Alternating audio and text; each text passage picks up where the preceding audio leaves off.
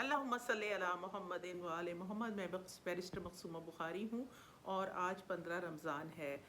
آج ولادت ہے حضور کریم صلی اللہ علیہ وآلہ وسلم کے بڑے نواسے، پہلے نواسے جناب امام حسن علیہ السلام کی، اور یہ وہ امام حسن ہیں جو کہ شکل میں اور اپنے کردار میں اور اپنی شخصیت میں ہو بہو رسول کی تصویر تھے۔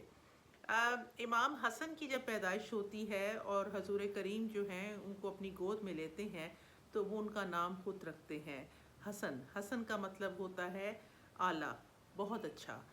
اور ان کے جو خطابات ہیں اس میں ایک خطاب ان کا مجتبیٰ ہے۔ مجتبیٰ کے نام سے بھی وہ جانے جاتے ہیں، اور مجتبیٰ کا مطلب ہوتا ہے جو کہ باقاعدہ انتخاب کرنے کے لائق ہو۔ اور دوسرا ان کا نام جو ہے وہ شبر ہے، اور شبر کا بھی یہی مطلب ہوتا ہے کہ بہت اعلیٰ۔ جناب امام حسن علیہ السلام جو ہیں اور امام حسین علیہ السلام رسول کریم کی جان تھے۔ وہ ان کو اپنے نواسے نہیں بلکہ اپنے بیٹے کہتے تھے، اور اس میں کوئی ڈسپیوٹ نہیں ہے کہ ایک دفعہ امام حسن کی رونے کی آواز آ رہی تھی اور حضور کریم جو تھے وہ ممبر پہ تھے، اور وہ اپنا ممبر چھوڑ کر بچے کو دیکھنے آ گئے۔ صحابیوں نے پوچھا کہ یہ آپ نے ایسا کیوں کیا؟ تو انہوں نے کہا کہ جب یہ بچہ روتا ہے تو مجھ سے برداشت نہیں ہوتا۔ امام حسن 7 سال کے تھے جب حضور کریم کا وصال ہوتا ہے، اور 7 سال کی عمر تک وہ حضور کے ساتھ ساتھ ہی رہے۔ واقعات آپ نے سنے ہوں گے دونوں بچوں کی، کہ امام حسن اور امام حسین جو تھے وہ جب حضور کریم سجدے میں تھے تو وہ ان کے کاندھے پہ اور پیٹھ پہ چڑھ گئے، اور جس طرح بچے چڑھتے ہیں، لیکن حضور کریم نے سجدہ ترک نہیں کیا۔ پیچھے جو صحابی نماز پڑھ رہے تھے وہ اٹھ اٹھ کے دیکھتے رہے کہ کب سجدہ ختم ہوگا، لیکن جب تک وہ بچے نہیں اترے سجدہ ختم نہیں ہوا۔ اور آپ یاد رکھیں کہ ہمارے حضور جو تھے وہ کوئی کام نہیں کرتے تھے، کوئی بات نہیں کرتے تھے جب تک کہ ان کو اللہ کا حکم نہیں ہوتا تھا۔ حضور نے ان بچوں کو کہا کہ یہ جوانان جنت ہیں، یہ جنت کے سردار ہیں، جوانوں کے سردار ہیں، اور پھر ساتھ یہ بھی ایڈ کیا کہ تمام لوگ جنت میں جو ہوں گے وہ جوان ہوں گے۔ یعنی اور ایک واقعہ ہے کہ ایک بوڑھی عورت نے جو وہاں موجود تھی اس نے کہا کہ پھر اس کا مطلب ہے کہ یا رسول اللہ میں جنت میں نہیں جاؤں گی۔ انہوں نے کہا نہیں، تم جاؤ گی لیکن جوان ہو کے جاؤ گی۔ تو اس کا کہنے کا مقصد یہ ہے کہ وہ سب کے سردار ہیں، جوانان جنت، کیونکہ سب جنت میں جوان ہوں گے تو وہ ان دونوں کے سردار ہیں۔ جنہوں نے حسن کو اور امام حسین کو ناراض کیا انہوں نے رسول کو ناراض کیا۔ امام حسن کی جو سیرت تھی وہ بہت امن پسند تھی، اور ان کے چونکہ تربیت بھی ان کی رسول ہی کی تھی اور شکل بھی ان کی بالکل رسول کی تھی۔ ان کی جو طور طریقہ تھا وہ ایسا تھا کہ محبت سے اتنا بھرا ہوا تھا کہ کوئی بھی ان سے ملتا تو وہ ان کا عاشق ہو جاتا تھا۔ ایک واقعہ ہے کہ ایک آدمی جس کو بہت کچھ بتایا گیا ہوا تھا کہ غلط بنو امیہ نے بہت، جس طرح لوگ بھڑکتے ہیں تو وہ امام علی سے بہت نفرت کرتا تھا، اور جب وہ امام حسن سے ملا تو اس نے کہا کہ تم علی کے بیٹے ہو، اور تو امام نے فرمایا کہ جی میں ان کا بیٹا ہوں۔ ان کا تم حسن ہو؟ ان کا میں حسن ہوں۔ تو اس آدمی نے غلط قسم کی گفتگو کرنی شروع کر دی۔ امام نے جواب میں فرمایا کہ تم مسافر ہو، تم آئے ہو، تم تھکے ہوگے، کیا تم آرام کرنا چاہتے ہو؟ اگر تم آرام کرنا چاہتے ہو تو میں تمہیں بسترا دیتا ہوں، اگر تم کھانا کھانا چاہتے ہو تو میں تمہیں کھانا دیتا ہوں۔ وہ آدمی ان کو سن کی بات حیران ہو گیا، اور اس کے بعد سے وہ ان کا عاشق تھا، ساری عمر وہ ان کا عاشق رہا، کیونکہ اس کو وہ سوچتا تھا کہ میرا کیا کانٹیکٹ تھا اور جواب میں انہوں نے مجھ سے کیسا رویہ کیا۔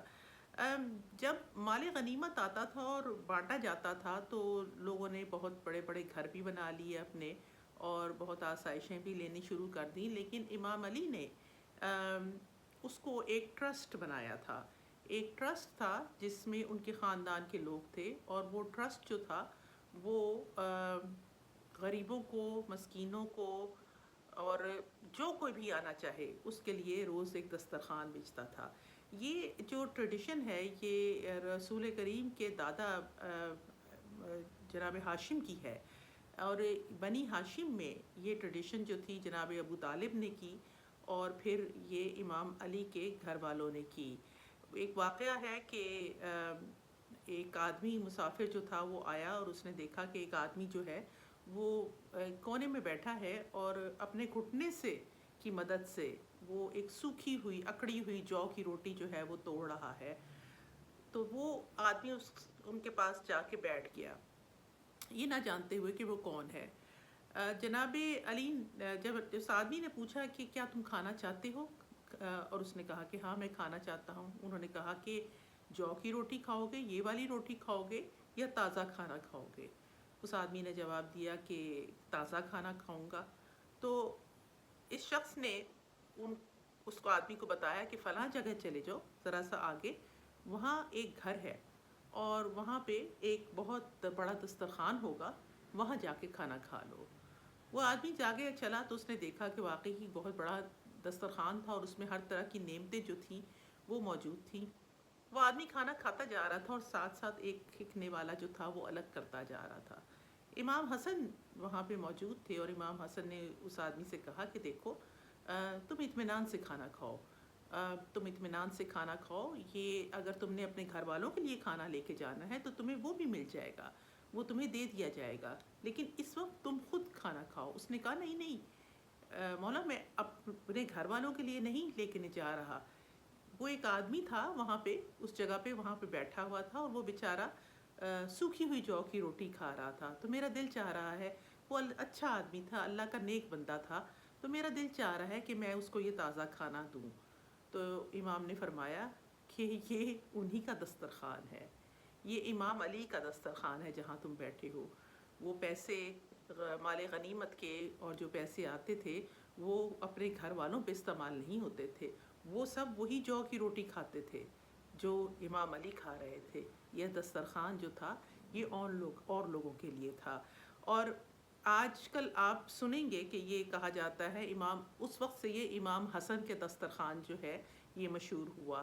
امام حسن کا دسترخوان جو ہے وہ کئی دفعہ کئی ملکوں میں ہر جگہ پہ بچھایا جاتا ہے، اور اس پہ کہا جاتا ہے کہ یہ کوئی خیرات یا صدقہ نہیں ہے، یہ سب کے لیے ہے، امیر ہو، غریب ہو، اسیر ہو، جو بھی ہو، مسکین ہو، یتیم ہو، جو شخص بھی یہاں آنا چاہے یہ اس کے لیے ہے، اور یہ ہے امام حسن کا دسترخوان۔